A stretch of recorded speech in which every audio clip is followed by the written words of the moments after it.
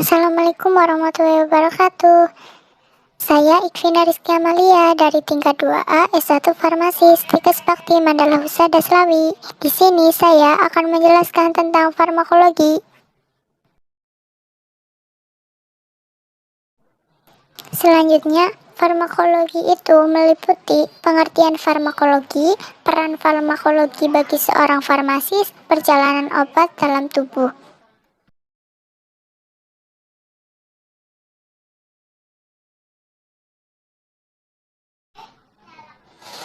Selanjutnya, yaitu pengertian farmakologi.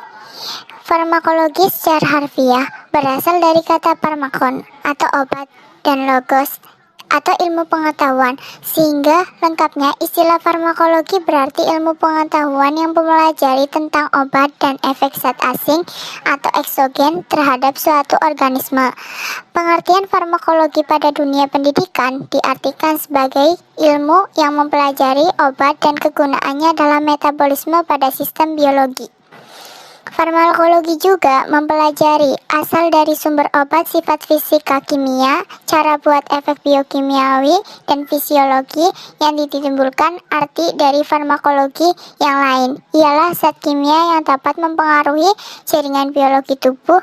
Dari banyaknya definisi farmakologi, bahasanya utamanya adalah sama, ialah tentang komposisi dari obat.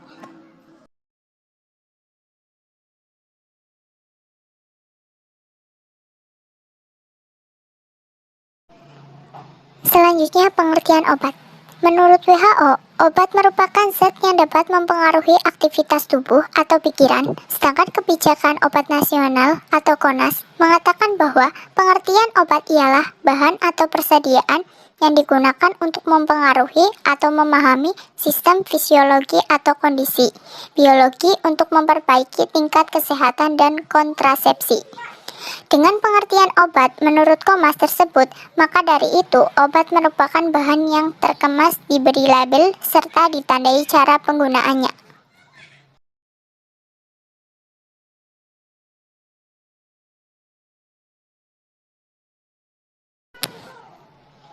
Fungsi farmakologi ada 3. 1. Sebagai dasar pengetahuan bagi penata laksanaan terapi menggunakan obat.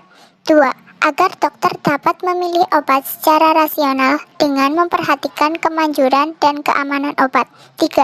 Sebagai landasan diagnosis untuk mahasiswa kedokteran dan dokter, juga sebagai pencegahan dan penyembuhan penyakit.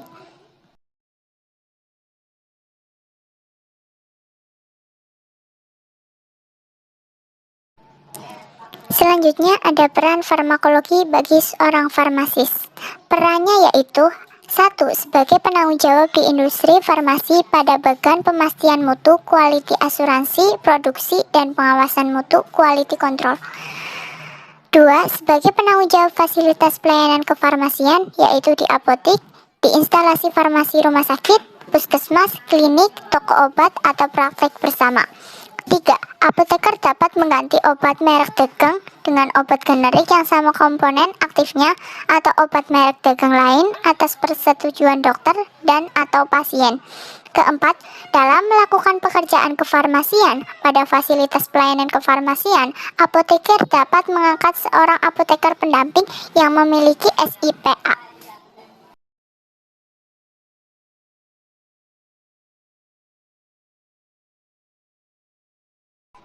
Selanjutnya ada perjalanan obat dalam tubuh, meliputi beberapa fase. Fase farmasetika adalah fase yang meliputi waktu mulai penggunaan obat melalui mulut sampai pelepasan zat aktifnya ke dalam cairan tubuh. Fase ini berhubungan dengan ketersediaan farmasi dari zat aktifnya di mana obat siap diabsorpsi. Fase farmakokinetika adalah fase ini meliputi waktu selama obat diangkut ke organ yang ditentukan.